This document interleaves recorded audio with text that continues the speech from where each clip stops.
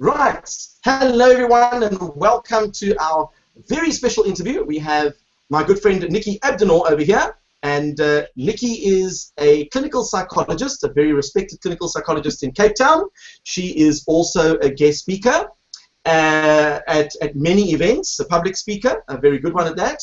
And she also drives around Cape Town, which is nothing unusual, except for one small little issue.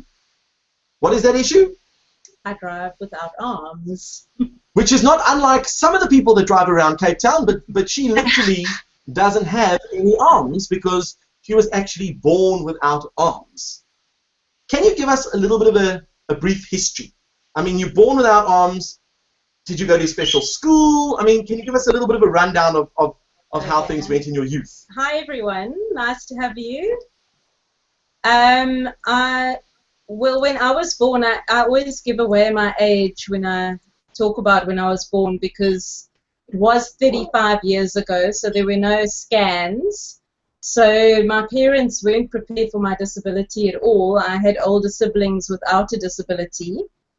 So they got quite a surprise when I was born, and to see that I've got no arms and shortened legs. And they found that there was no medical explanation for my disability. And fortunately for me, my parents, I always say that they chose to focus on what I can do, not on what I can't do. So they did a lot of research into my disability, and in those days there was no Google. So they actually had to go to the library, and they found a book which had a story about another girl living in the UK with no arms. So that gave them a lot of hope to see that it was possible, and they tried to encourage me to use my feet and do everything anybody else did. Did you go to a special school? I didn't go to a special school. Luckily, my parents, we grew up in a much smaller town than Cape Town called East London in the Eastern Cape. And because it's a small community, people got to know me. And my parents approached a mainstream school to see if I could attend.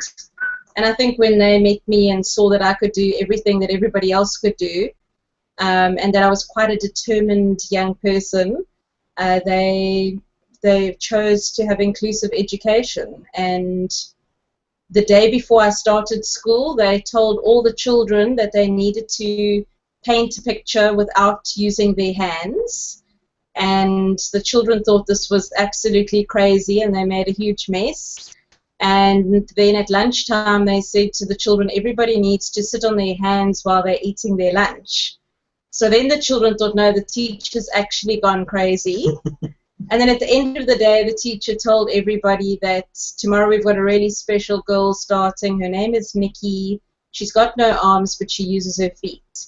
And I always say that that was the best way to introduce me to a class of children, because the first day I arrived, I was an instant celebrity, and everybody wanted to be friends with me. Now, that is so cool. So you obviously, growing up, were there any things you could do or couldn't do? I mean, swimming, was that a bit of an issue?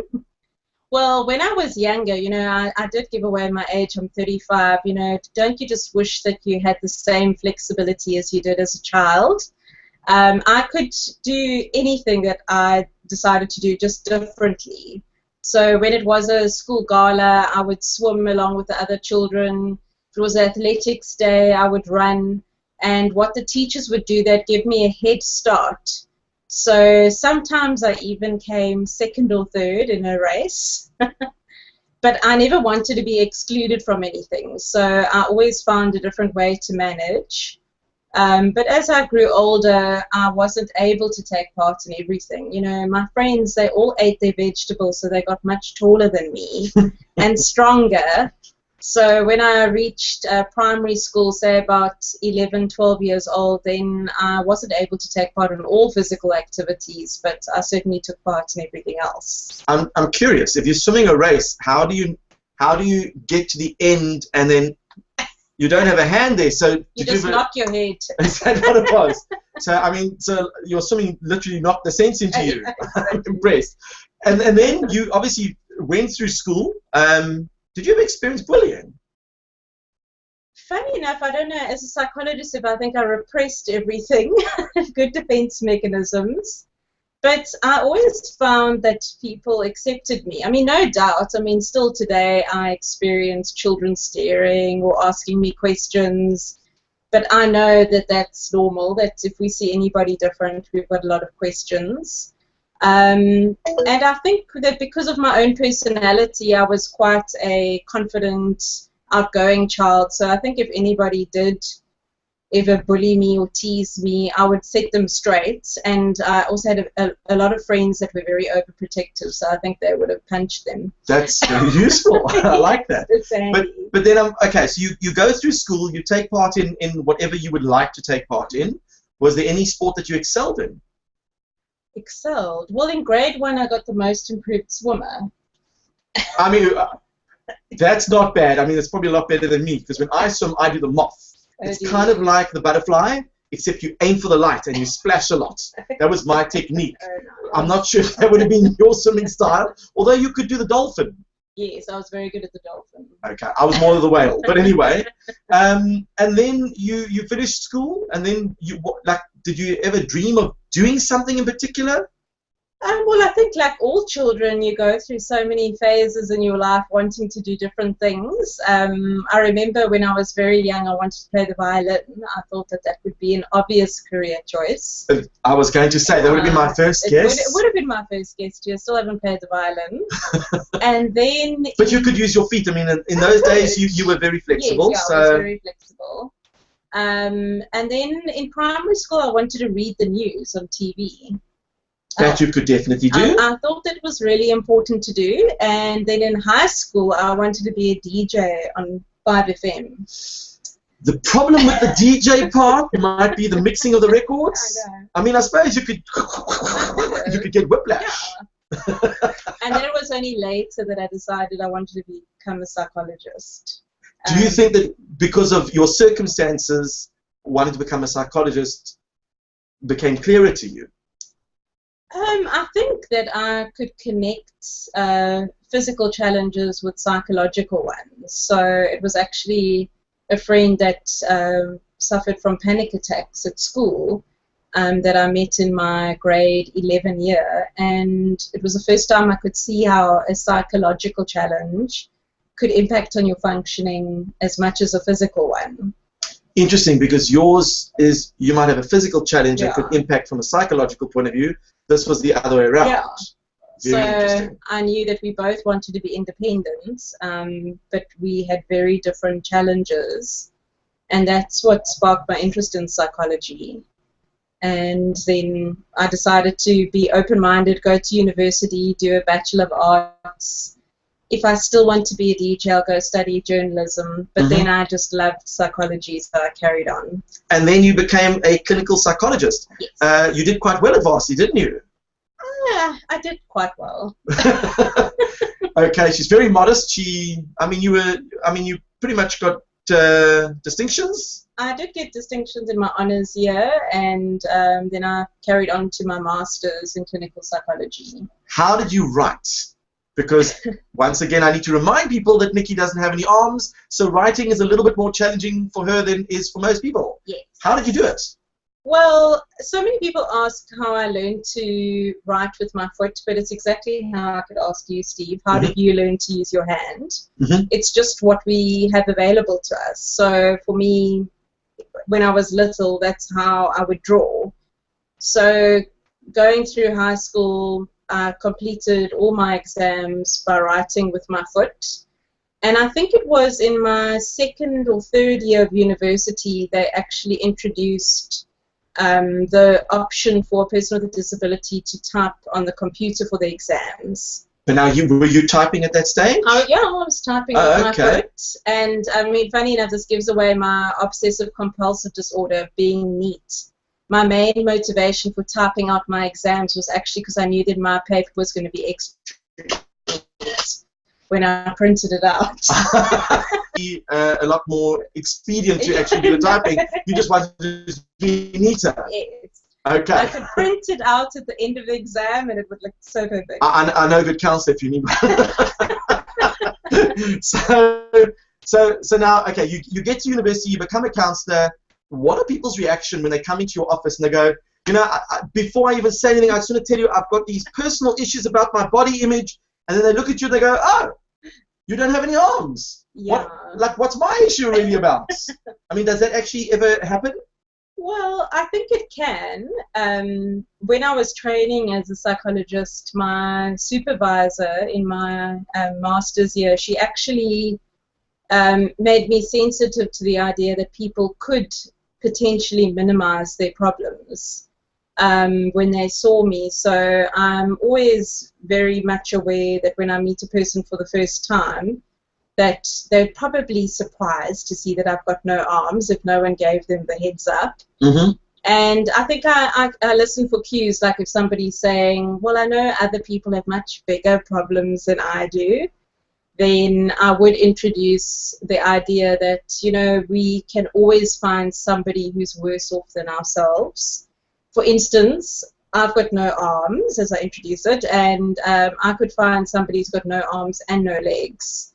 So does that mean that takes away my experience and my challenges?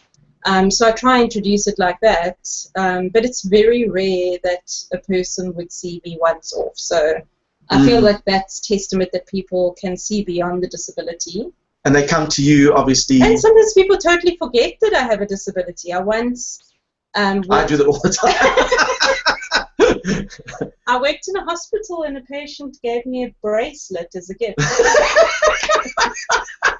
That is fantastic. A bracelet as a gift. I mean... I said to her, this is going to be a little bit of a problem. And she asked why. And I said, well, I have no arms. And she was like, what? I mean, that's a compliment. Yes. If someone does that. Definitely, I think so. So she took it back and she came the next week with a necklace. Very cool, very cool. I think the bracelet still would have been quite good. You could have worn it on your wrist, on your ankle. Yeah. Bad ankles. But now, you were born without arms. Some people, when they have an arm removed, yes, they actually can feel like they still have the arm. Yes. Do you ever have these like sensations where you actually have arms? Well, funny enough, even though I know the experience is often very different when somebody has an arm amputated compared to being born without arms, but for myself, I've still got the full sensations of having arms. So if I woke up tomorrow and I suddenly had a pair of arms, I'd know exactly what to do with them. So like I can sit now and like imagine folding my arms. You're able to visualize and actually like, like you can feel the sensation of it. Yes, it's almost like I've got the brain neural pathways for arms, but then the actual physical arms didn't develop. Why don't you have prosthesis? Well, I always say that, I mean, when I was younger, I would never have been interested in prosthetic arms because I think they would have just got in the way. Because they would have slowed you down. I mean, those arms are always in the way, sure. I know. Uh-huh. So, and I think in those days they were very cosmetic. So they were very cumbersome. The people that I knew that had no arms, that did go the prosthetic way, they were very expensive. And they ended up wearing them for one day and then tossed them because they had to be strapped on you and they were hot. But I mean, notice all my baby videos, I'm like topless. Well, I actually think we need to play. I'm going to see if I can play a video for you. We're going to try to share a screen. Let me go to this screen here. I'm going to maximize it. And let's go like this. Alright, we need to obviously play the video. This is an image of Nikki when she was younger. Notice she's eating with, you're obviously using your toes to put the food in your mouth. Okay, let's go to this one here.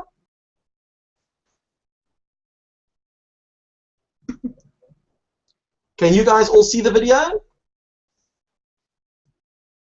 Yes. Yeah, you can. Okay, so we were watching the video with you. So you want to just talk us through what's going on here? Well, I was very fortunate that my parents found some old-fashioned camera and took some video footage, and some of it is not that great, but these are the best images, and there we go. I'm back. And you can see, you know, I wanted to do everything myself, so here I am feeding myself, always on a mission to eat all that porridge. And here I'm learning to walk, and you can see that one leg shorter than the other. So that obviously is an extra disability that you'd had to cope with? Yes, it took me longer to be able to find my balance. See, I'm very proud. And yeah, this is the flexibility that I wish I still had as an adult. Wow. So that's undressing, obviously. Okay, and this is a video that when Nikki gave a talk at TEDx, she was speaking at TEDx Table Mountain, and I will put the links on our video page so that you guys can actually check it out. We're going to stop there, and we're going to come back to us. Okay, so yes, you obviously had to do all these things yourself, but I mean, it does get to a point where you can't do everything. Yes, I think that's what I learned is, like I said, when I got to high school, physically I wasn't as capable of doing everything because obviously everyone is faster and more athletic. I know the feeling. I went through the same thing.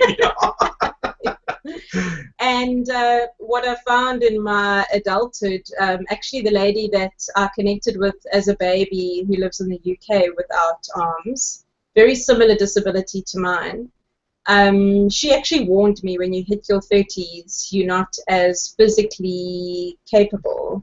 And I thought, because she's much older than me, I just thought, no, that's very negative thinking. And then I hit my 30th birthday, and then I realized, okay, I know what she's talking about. Look, I mean, when I bend down to pick up a pencil, I know that I'm definitely that side of 30. Yeah, I'm 40 as well. But obviously, you feel that from a flexibility point of view, you can't do what you used to do. I now have a prosthesis on my left shorter leg to make my legs the same length. You mean it's like it's almost like a boot. Like a boot, okay, yeah. Okay. That my left shorter leg slips into. That I've had since I was 12. And because of the different lengths of my legs, I developed scoliosis, which is severe curvature of the spine. So I've got to be very careful about overdoing things physically, because then I end up getting quite a lot of back pain.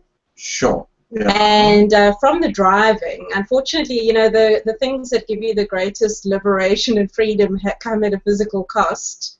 That I have had knee problems, I think, from the physical effort of driving. Will that change with... Now, before we get into driving, let's just go back a little bit. Yes. You got a car.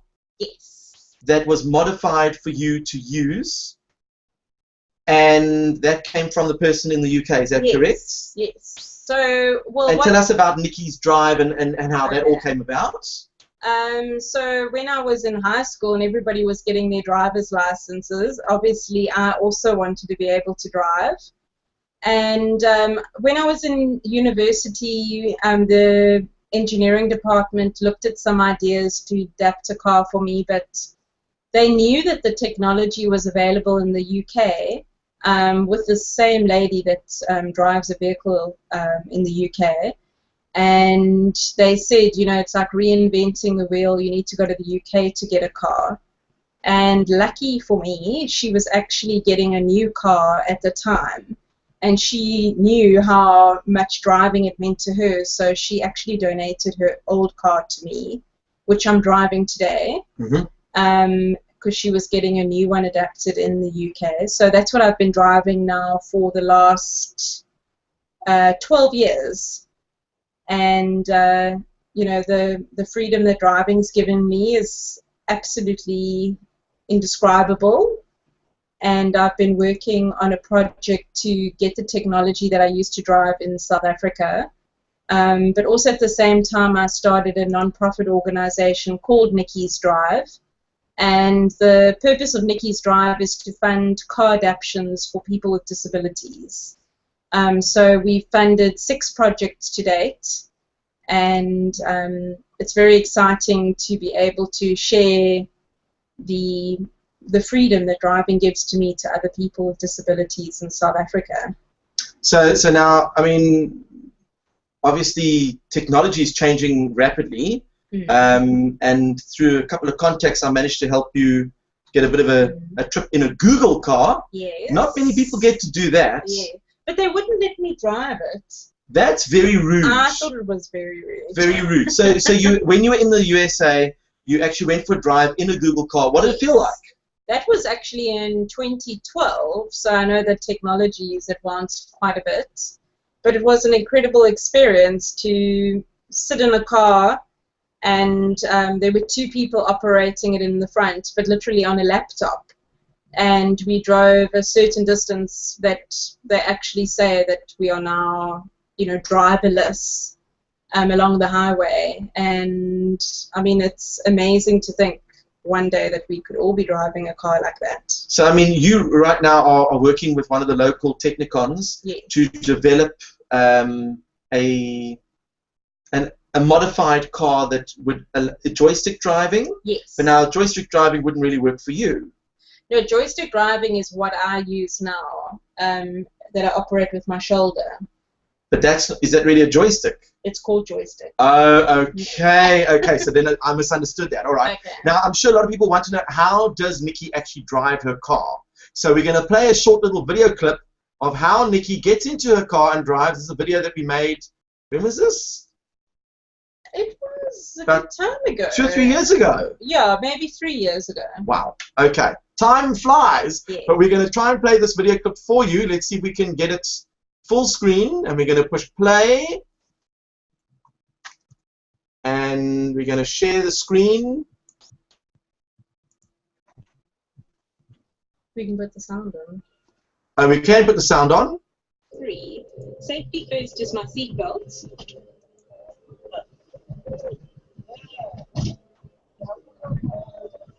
This is the biggest challenge of my driving day. This must be getting harder for you. Yeah. I mean, the cars normally do that for you automatically. Yeah, so your new car will definitely have that. Open windows.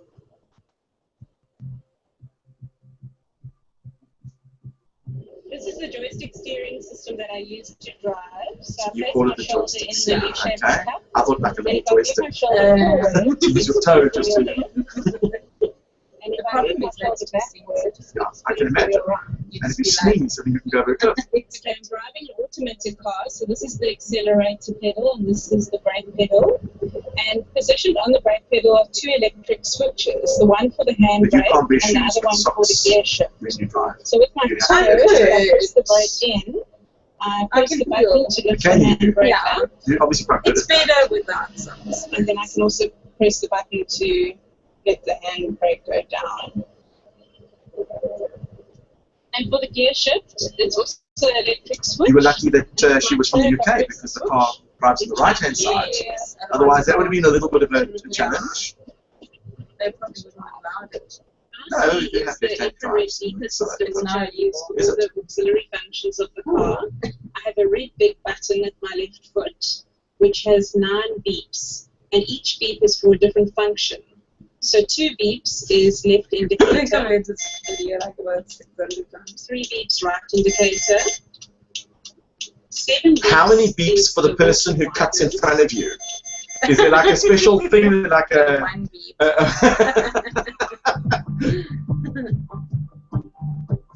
And just for those of you watching, just to let you know that obviously going for a drive with Nikki was most entertaining, watching all the looks of the cars going by.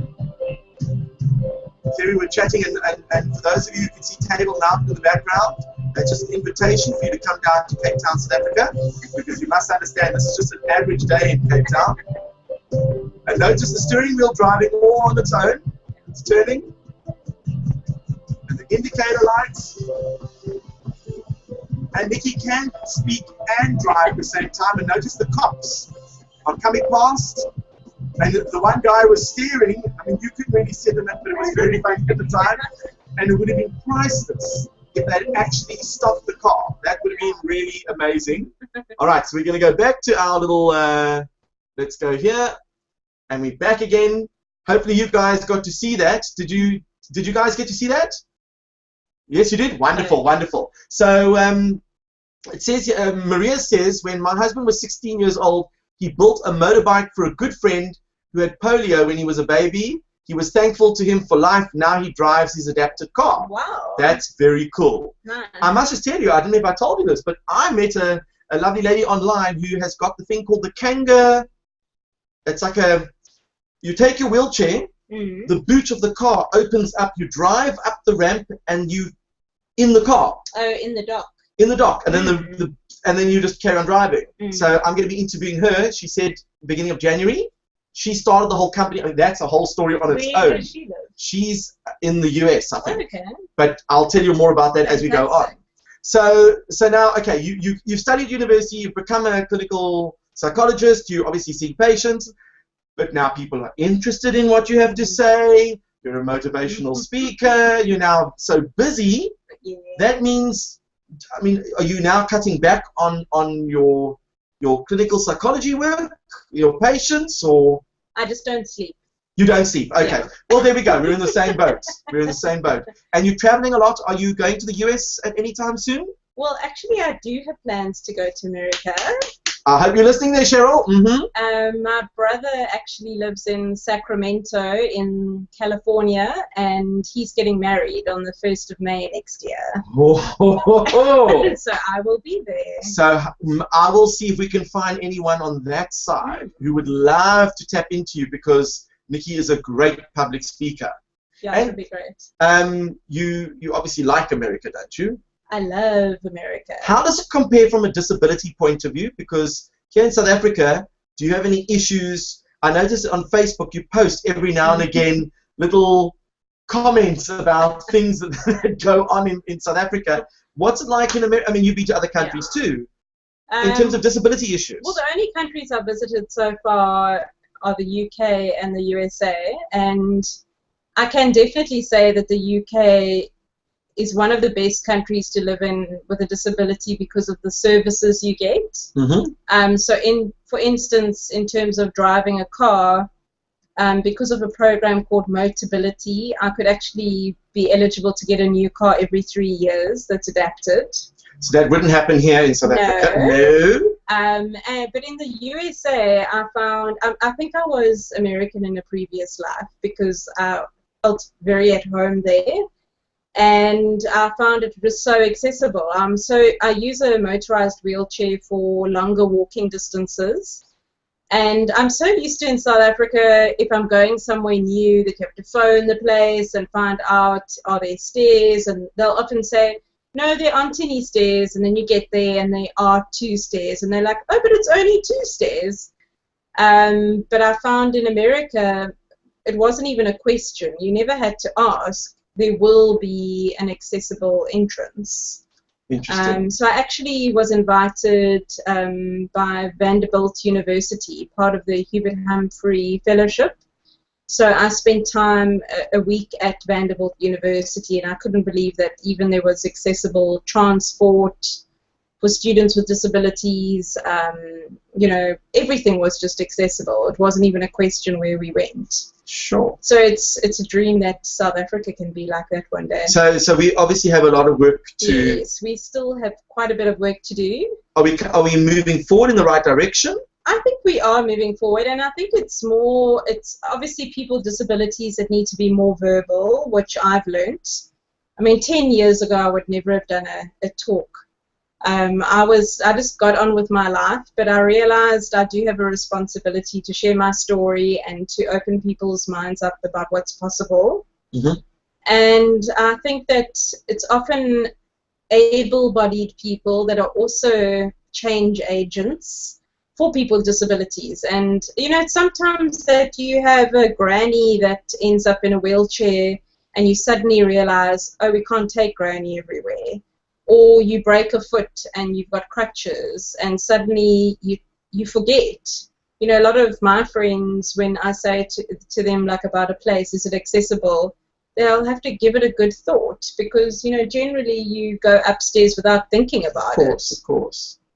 So I think it's about everybody being more verbal. You know, standing up to people using disabled parking. You know, making changes in your own business that it's accessible. Now, Sebastian in India, he just mentioned that there's a young girl in Kerala where he is, Yes. who a young schoolgirl who's an artist, and she's been in the Okay. paper doing a lot of, I assume, foot art. Is that correct, Sebastian? You can just give us a nod if it's the foot art, or you can just type in the comments there. I think he's just got his picture. Yes, Yes. it's foot art. Okay. And then Maria says it's true because until she broke her ankle, that's when she started realizing accessibility issues. And then Cheryl says she's got an AP Psychology high school class there. Do you guys have any questions? I'm going to take you. You're going to unmute yourself. Maybe you want to ask Nikki some questions. Hi. Are you still on mute? Let's just unmute. Wait. You're going to have to unmute yourself.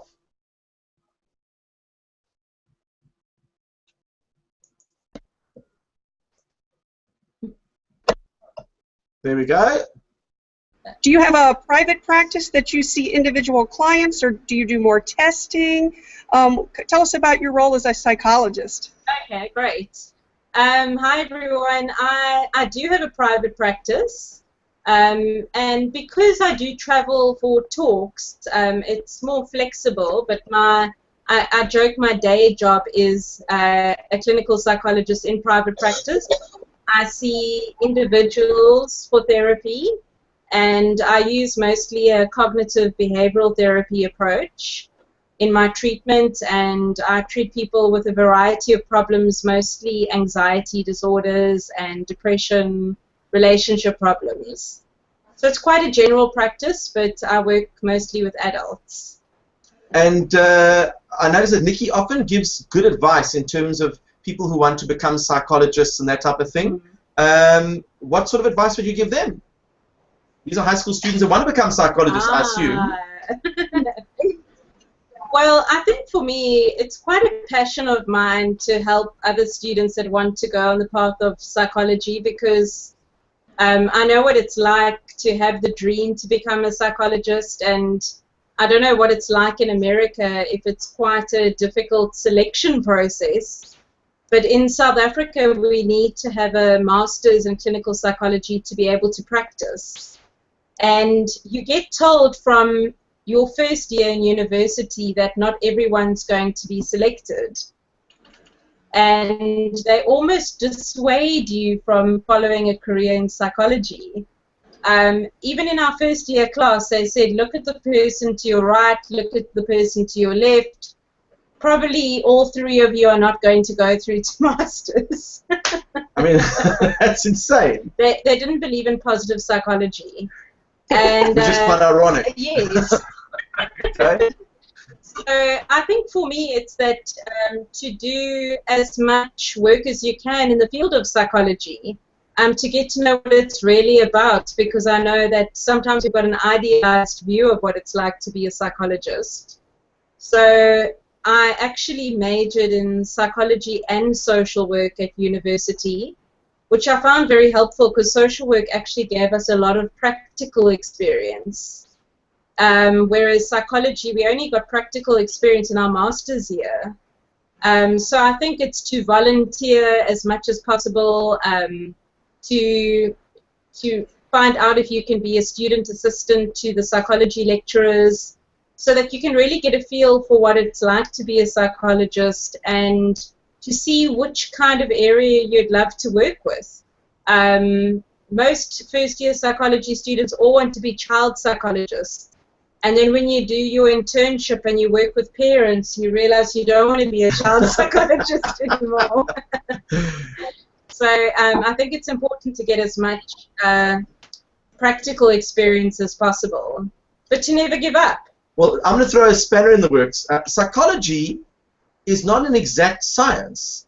And from what I can understand, I don't know what they're on, the DSM-5 now? Yes. The DSM-5, which is the Diagnostic and Statistical Manual, is that correct? Yes. I'm just remembering my psychology days at university, where all of a sudden you start categorizing various conditions of people according to certain characteristics. Yes.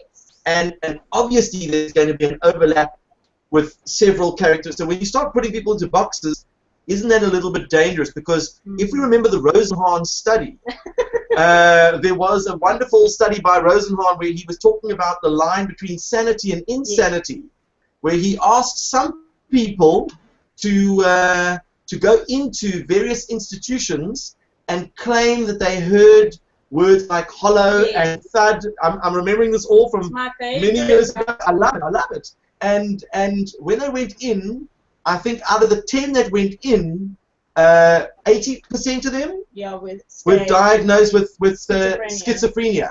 Yeah. And then when he released these results, all the institutions said that's absolute nonsense. We would never make that mistake. And he said, I challenge you. I'm going to send in several people, and you're going to have to identify who these people are that are not so-called insane. And at the end of, let's say, the month, they all submitted a list of who they felt, which patients felt these were the ones who were pretending to be insane, and it turns out he didn't send anyone in, which would then show that they took in the first exercise sane people, made them insane, and in the second exercise they took insane people and made them sane. Yes. So the line between sanity and insanity is obviously very, very thin. Yes. So now the DSM-4, surely that can lead to a lot of misdiagnosis. Well, I do think that, you know, anybody that's a clinician has to be very careful about over-pathologizing. I think we can all... That's not like apologizing with a list. No, okay. Okay. That, yeah, I think exactly what you said. You got to be careful about boxing people and always wanting to give labels. But it's quite a, you know, a catch-22, because I often find that some people find comfort in having a label. Interesting. So that then they understand exactly what they're dealing with, and that they can identify with other people that have a similar experience. So a lot of time I see people that, you know, didn't even admit to anyone they're coming to see a psychologist. Maybe they're experiencing panic attacks, for example, and they think that they're the only one that ever has experienced a panic attack, and they don't even understand that there's something called panic disorder where you fear having a panic attack after having one. And I think that that's like an example of a diagnosis that can help a person, because they can see, okay, well, this is what I'm dealing with. This is the treatment guidelines. There are a lot of other people that are dealing with a similar thing, and it almost normalizes it. So you have to have a balance. You've got to be careful. I mean, some people end up going through many different labels throughout their lives and were misdiagnosed. So, I mean, things like ADHD and ADD, which is a big topic at many of the schools. Is it because that there are cases available? Is it because there are more, that diagnosis is getting better? Is it because maybe it's now becoming a hot topic? I mean, why do you think we're noticing more of it? Well, I think it's just like all of the above. All of the above.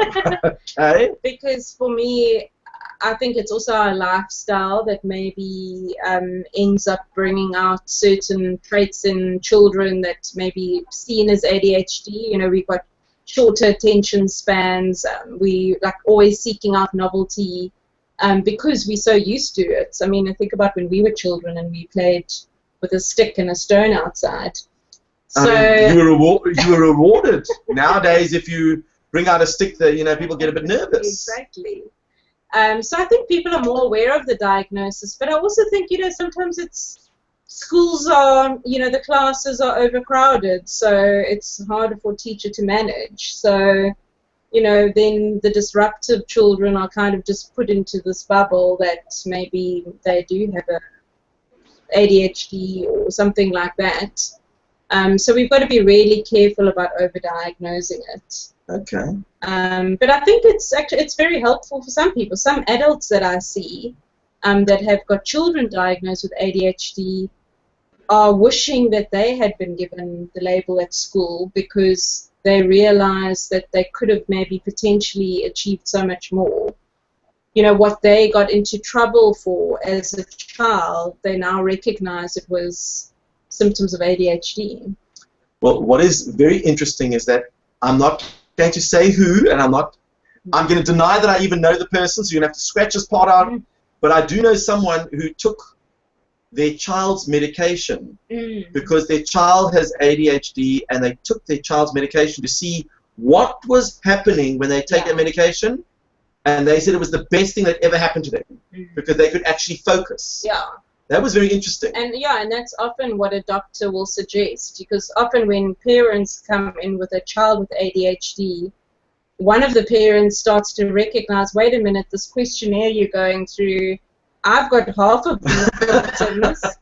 And then often the doctor will suggest, the psychiatrist will say, well, why didn't you try out your child's medication and see what effect it has on you? Interesting. Yeah. Although this person did claim that they literally couldn't sleep after taking the medication, and they were up until 2, 3 in the morning, which made them incredibly focused and incredibly productive, but unfortunately exhausted because they weren't getting any sleep. Sure. So now, okay, we're gonna move away from the psychology part, unless you have any specific questions. But we have one. We have a question. Fire away. Yeah. Come up here. All right. Since we are using a lot of technology in our classrooms, how much do you see that technology affecting ADHD and the students' abilities to stay focused or interfere with their ability to learn? Yeah, I think it's, again, the positive and negatives to that. I still think about when I was a student, and to imagine what it would have been like to have so much technology. For instance, when I think about my own disability, I would have loved to have been able to have an iPad for reading, for instance. Because reading for me was actually quite a mission, to hold a book open with my toes, needed to have telescopic lenses to be able to read the text. So I know that I would have been a lot more productive if I'd had a Kindle, for instance, and all my textbooks were on there. So I think that's an advantage, but then, as you say, in the classroom, I think we can access so much so quickly that students can get bored so quickly. And I don't know that we all have the same attention spans. If you even just think of ourselves, even as adults, if we see a YouTube clip and it's longer than 3 minutes, we just don't want to invest all the time into it, and you click into the next thing. So I think that's the negative side of it, is that we're not actually learning to concentrate for long periods of time with things that aren't necessarily always novel. And that's a skill that we all need. I mean, even as a psychologist, you need to sit in a session for an hour and focus and concentrate on what the person's saying, and make an analysis or make inferences and give feedback. It's a lot of attention and focus. And, if you had a problem with concentrating, I think that would be quite a disadvantage. So I think that technology can be a positive and a negative for that. One more follow-up. Does that answer the question? One more. Okay, follow-up, sure. We have, in the United States, we have our students are dealing with a lot of anxiety. I know you said you treat a lot of people with anxieties. How is it like in South Africa for your students? Are they dealing with a lot of anxiety, or do you know the similarity between the two cultures? Similarities? It's sort of like anxiety with especially teenagers. I find that maybe it's just me, but I work with a lot of schools around South Africa, and I'm noticing a lot more discussion about depression and anxiety, and I don't know, just anxious kids, bullying, these sorts of things. And is it because of the media around them? Is it because of circumstances?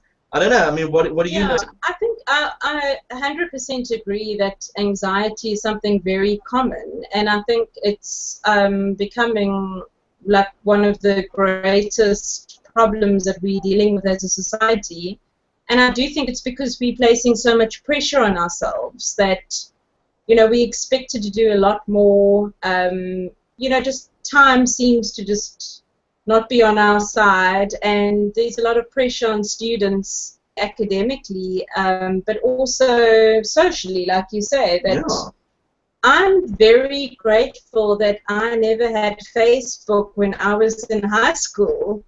I think it would have been a nightmare to like unfriend someone one day and then the next day making some statement or posting videos. There's so much pressure that it's so out there. You know, you used to, I mean, in our day.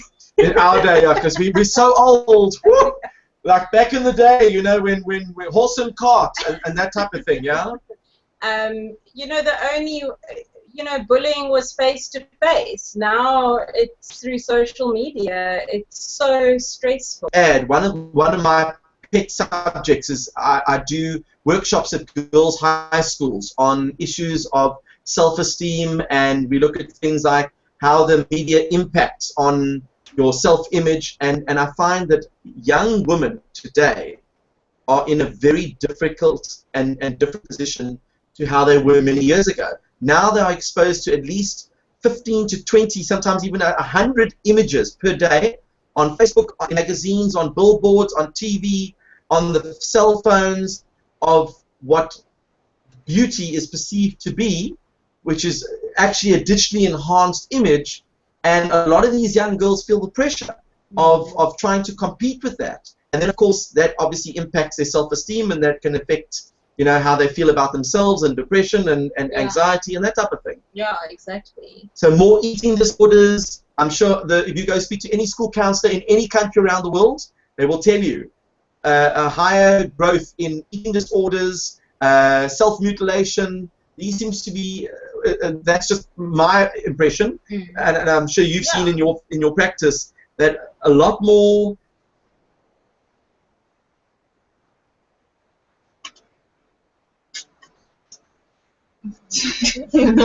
That's Sebastian. He's in India, and I'll probably meet Sebastian this summer. They'll be back. What happened? You know what? Maybe the Google Hangout. Let me. The line across the line that got cut. Let's see.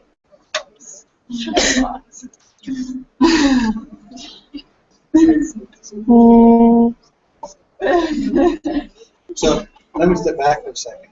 This girl, she's a clinical psychologist. She has norms. Right. And so I tried to rush this kid through this when we found her. I didn't go through all that. Who's the guy? This is Sebastian. He is a math teacher in India, a friend of mine.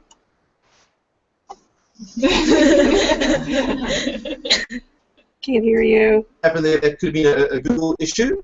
So now there are a couple of things that I want to ask you apart from the psychology aspect, and these are the tough questions. Your everyday living. There are obviously certain things that you can't do on your own. Glad that you guys are back again. Sorry about that. What about things like washing your hair, brushing your teeth? I mean, the everyday things that you need to do. Well, for me, like I said earlier in the hangout, was that I was really independent, where I managed everything. When I was at university, I stayed in a residence, and you just manage to find solutions to everyday problems. So you work out different ways to do things for yourself. But now, like that flexibility that you saw in my video as a baby, unfortunately, my leg doesn't lift that high anymore. Don't worry now, don't stress. I can't even lift the leg that much. That's fine. So I had to find different ways. So there's certain things that I do need help with. So I do have someone coming in the morning to help me with my hair. I can't tie up my hair like this. Somebody else has to do it for me. Although I have seen a father, he puts the elastic on a vacuum cleaner, and then he switches the vacuum on, and it sucks the daughter's hair up, and then he moves it over the hair, and that's perfect. I'm not sure you would want to stick your hair in a vacuum cleaner, but I mean, I'm sure that there are Yeah. mechanical devices. You know, in Cape Town next year, we're going to be doing, and this is all very hush-hush, so don't tell anyone, we're going to be doing a maker fair. And when that happens, we're going to maybe look at finding some people who are going to find some innovative ways of assisting you and others like you who need to have, for example, their hair done in the morning and can't. Okay. So that would be quite exciting. Mechanical, I mean, the idea that I had for your shampoo, Yes. I think that could still work. And just for those who don't know, I had this idea of, you know, you get those, it's like a little bottle with a spout, and you push down and it sprays it out. So if you can imagine, you have the bottle higher up, and you have a device that goes over the top and comes all the way down as a foot pedal, then you'd be able to stamp on that, and it would put shampoo in your hair, and then you would go to the next station, which would be a pair of hands like this, and if you stamp on that, the hands could flex the fingers. Yeah. And that could work. I think you just want one. I actually think I do.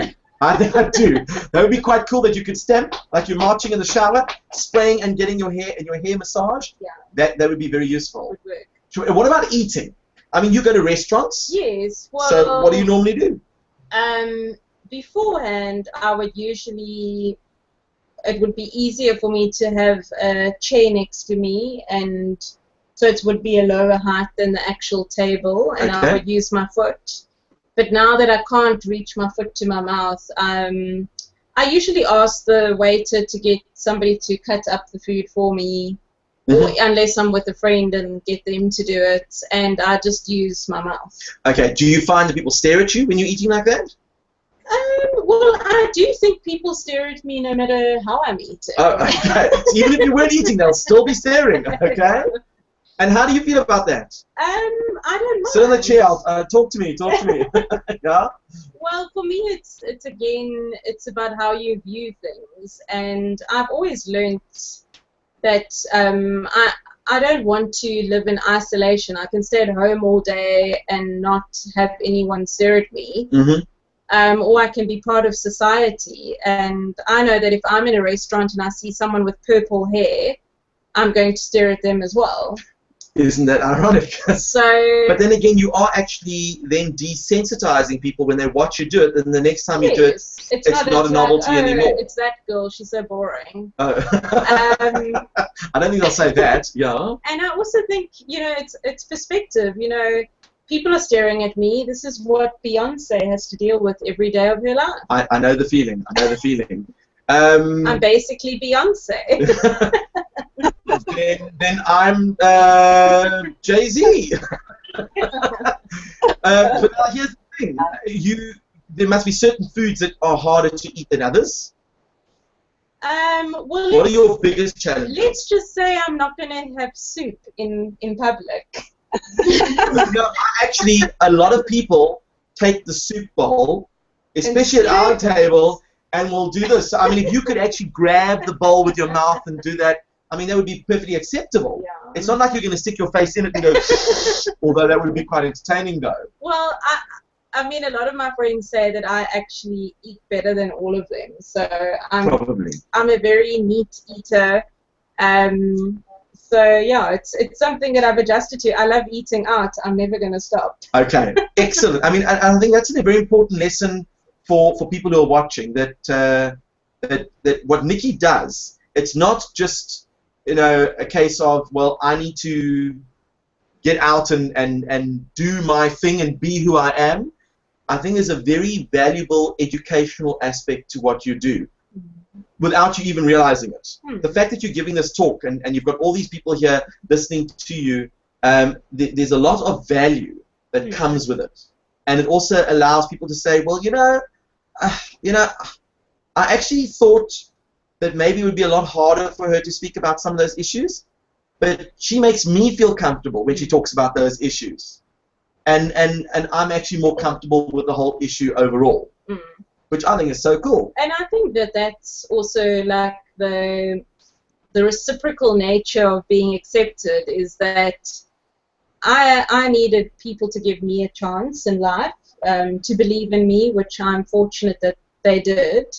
But I also need to give back. You know, if I keep quiet, people won't know what's going on inside of me. So I think it's really important. You know, so I've learned that a lot of people want to help me with certain things. And does that annoy you? It doesn't annoy me because I understand where they're coming from. I hope that if I say it's not necessary, I can do it myself, that they would listen to that. But I know it also makes other people feel good. So I always use the example when I was a high school student, I had a geography teacher who always wanted to take my pencil bag out of my suitcase at the start of the class. And I learned that it's about him, not about me. So I actually let him take my pencil bag out of my suitcase at the beginning of class, and then he left me alone the rest of the class. So, you know, sometimes people do want to help, and you have to understand that that's them feeling valuable and that they're doing something. So you've got to understand that. I know sometimes people with disabilities can get really grouchy with other people for trying to help them. So I think it's a balance of the person with a disability understanding where it's coming from, and the person without a disability for respecting what the person has to say. What are your pet peeves? What are the things that drive you mad?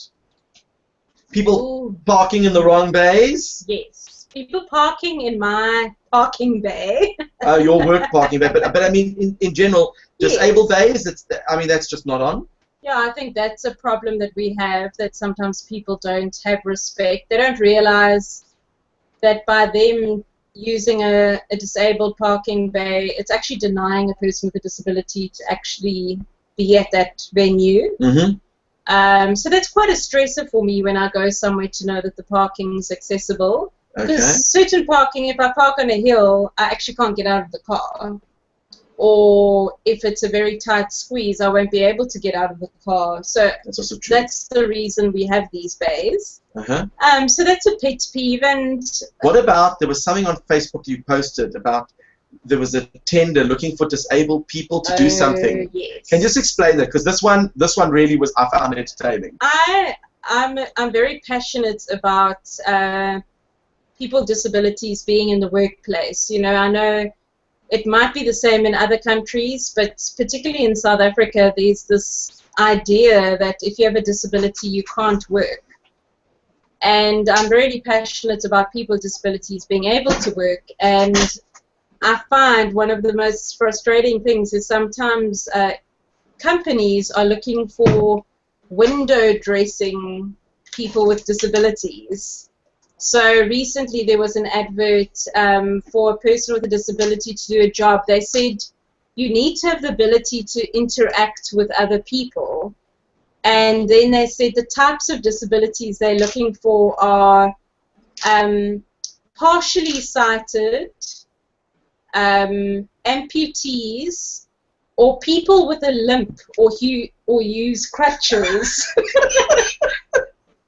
Which I found hilarious because it implied that anybody who's completely blind cannot interact with people because you have to be partially sighted. And the idea that they want someone with a limp is like... What is that all about? I mean, if you stub your toe, you've got a limp. Yeah. So I think sometimes companies want to employ someone with a disability, but they don't want it to be a serious disability. Although, I mean, we know, I don't know about you, but I know people who are blind who function very, very well in workplace. And I mean, a couple that I've worked with who are just, I mean, very, very talented at what they do. And, you know, a funny story to share with you is that it might have been about... say 11 years ago, 10, 11 years ago, a friend of mine knew someone from a Rotary Club, and they had a ladies' luncheon where they got a speaker once a month. And I mean, I wasn't speaking professionally at that stage, and my friend actually suggested that they get me. And anyway, I met the lady that ran this Rotary group at a function. And at the end of the function, she went up to my friend and she said that we won't be asking Nikki to speak at the function because she's too disabled and it could make people uncomfortable. You are too disabled and it could make people feel uncomfortable. She thought maybe I was just in a wheelchair or something. Oh, okay. So I actually find that story very funny now, thinking back, and now to know that I speak anywhere and everywhere, and the Rotary ladies' luncheon found it uncomfortable. Well, that's okay. Well, we need to have more of you around to make more of those ladies feel uncomfortable. Yes. So that maybe we can spread the love and spread the joy. Yes. All right, we've only got a couple of minutes left. Does anyone else want to ask any questions? I know that Cheryl's students are leaving now, and we're finishing off as well. We have a question on your side, Cheryl? Yep. Okay. He's coming. Cool. I'll let you say your name. Oh, I'm Sam. I was take photos. Do you like to get photos of everything? I was wondering, with this whole thing, how do you differentiate between allowing for people with, like, your patients with their certain conditions and things, allowing for the certain other things going with that, and allowing for them to be able to function normally and make allowances for them, but at the same time empower them and not handicap them further? Okay. Did you understand the question? So you're kind of saying, like, in terms of when people come to me with certain problems, how to not, how to find the balance for them to be empowered rather than feel like they've got a handicap. Is that right? Yes. Yes. Okay. I told you she's good. She's very good. Uh-huh.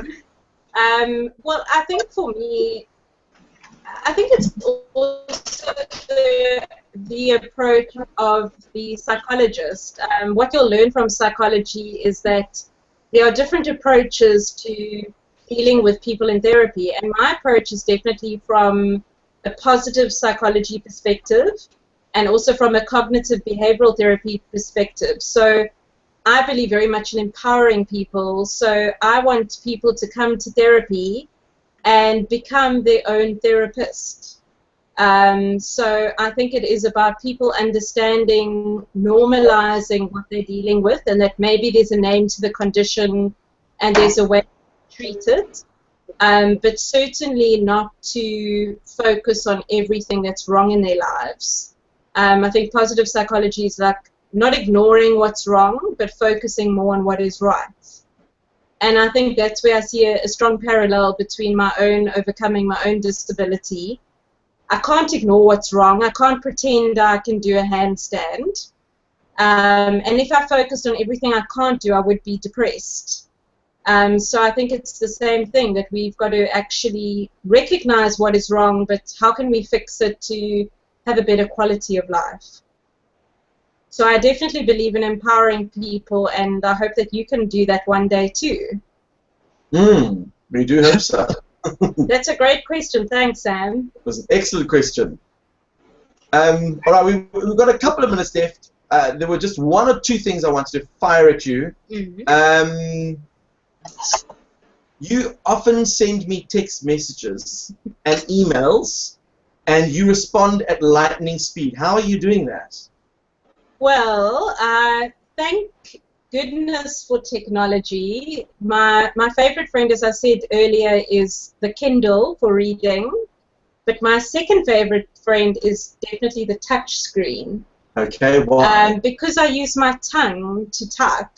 I used to use my toes, but I find my tongue is much quicker. And in my older BlackBerry days, a terrible ulcer on the end of my tongue from typing too much, and now with a touch screen, not so bad. So now hold on, you know you're not going to get away with this. Have you got your phone with you? I do have my phone. Where is your phone? I want you to tweet something. Okay. So you've got to get it out. Out of your handbag? In the side pocket of my handbag. Okay. This you're going to have to. I've never actually seen her in action. I just know that you keep sending me messages. The other side. Okay. Right. We have a phone. Okay. Where do you want to put it? Table. On the table. Okay. Okay. So hello, I'm going to get a photograph of this. In fact, I'm going to video it because this is very important. You know how many weirdos there are on the internet that are going to be watching this video?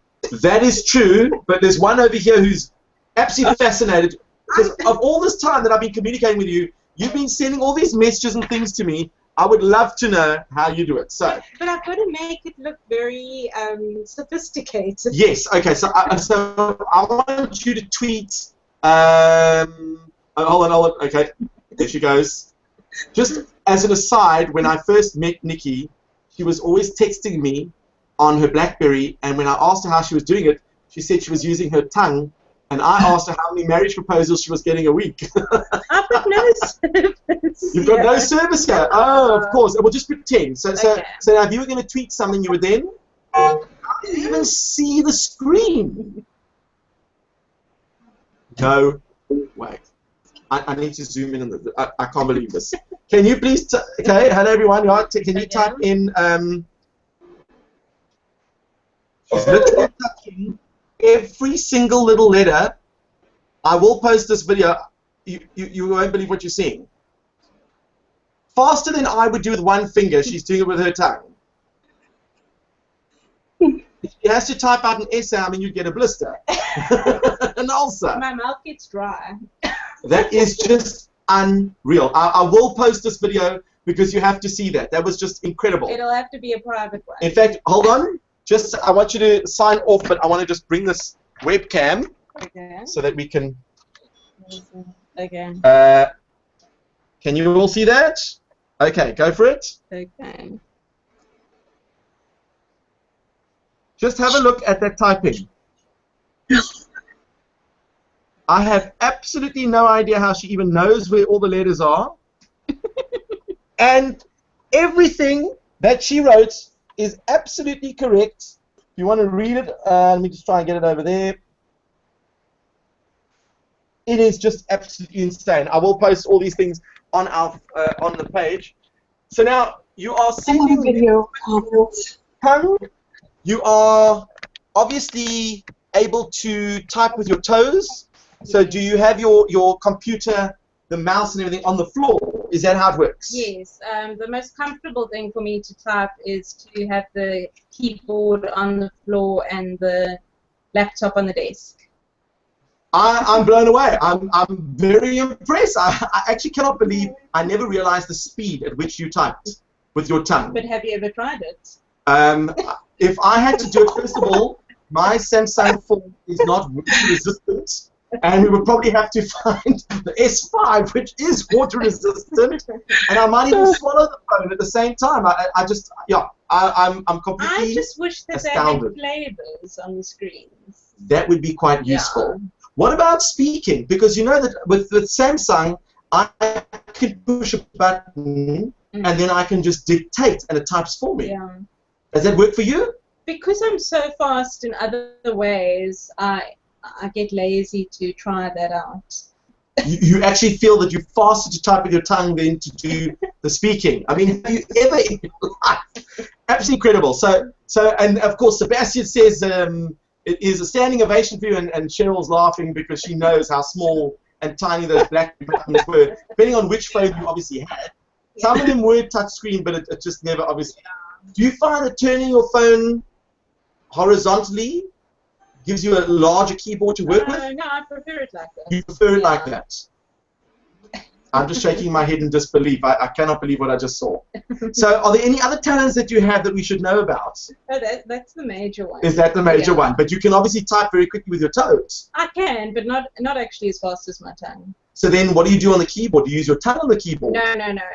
You actually type with your toes? I've got a very strong immune system, clearly. I was going to say, I mean, if you obviously going like putting your phone and your friend picks it up with their hands and stuff, I mean, then you obviously it's hand-to-mouth contact. So you never get sick. No, I use a lot of wet wipes. And the taste of that?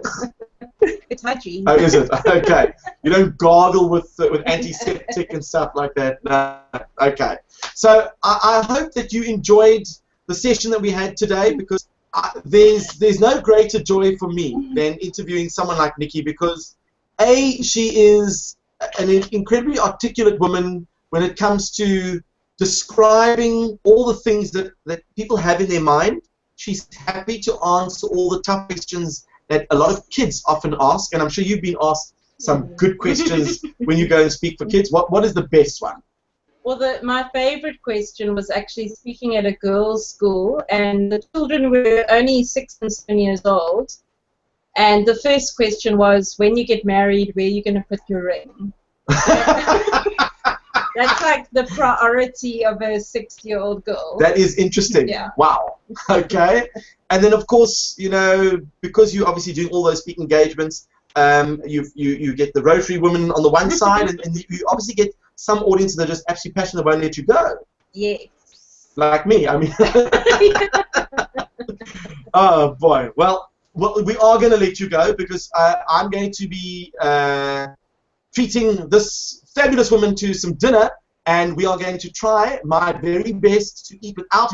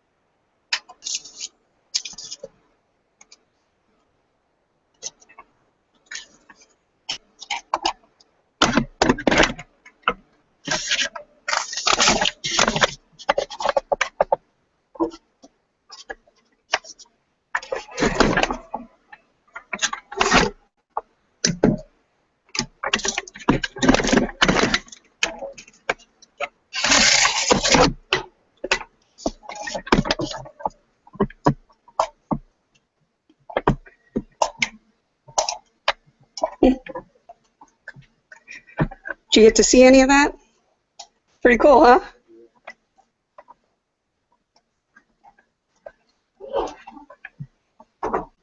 Hi, ladies. Casey's sick, but she said she'll be here tomorrow. Okay. I was thinking we should maybe just make like an example for them. So I think that's a great idea. I'm going to follow up and try to have a conversation with my friend in India. That was such a cool. That was Yeah. shot out of it. That was Yeah. I'm so close. Okay. Sebastian. Okay. You can use the global now.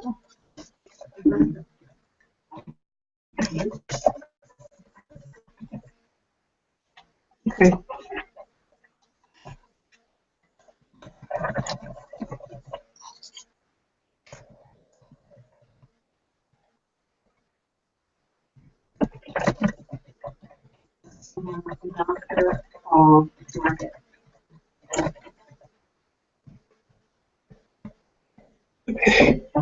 Thank you so much for coming in, right? Thank you so much. You're going to do that right now. All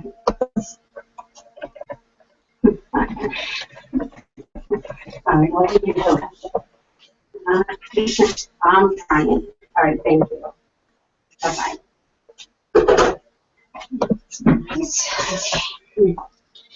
All right, I gotta go switch over to whatever.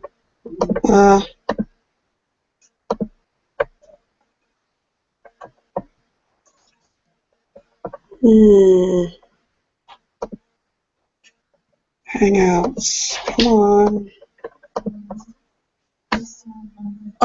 I am trying to now connect with my friend here in India. I have So, a question. yeah. Okay. But, is this Haley your age? She is Key Club, and we have a big field trip tomorrow. Yeah, I saw some of that. My Kelly kind of graduated as not like I was giving her your notices until I'm like, she really needs to have an answer. Yeah. And oh, well, Haley's my student, so I actually didn't want to have a conversation in front of her, so I didn't know Oh, okay. if we could. Yeah. Nothing about Yeah, you're Haley, fine. just about my classes. So Okay. sorry. No. It's just something about Me setting too. something up, and then it's like I'm ready to share with my students. I'm like, what? That is really cute. They're gonna Wait make a minute. reindeer hats. That's perfect. Yeah. So you're going down to the school? Yeah. Yes.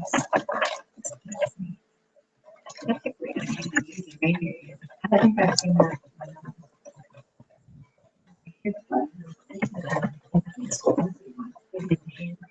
Yeah. And then white. Oh. Brown. Yeah. So, buttons.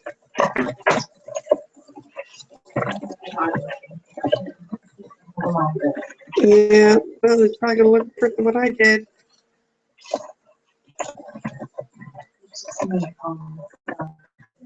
Okay. Oh, I haven't seen this. Very cool. Is that after five? I don't know. They probably just imposed Oh, it and on post it, something. right, it's Yeah. just like, okay. Yeah. Wasn't Looks actually- like a right. ribbon. Yes. Oh, that's okay.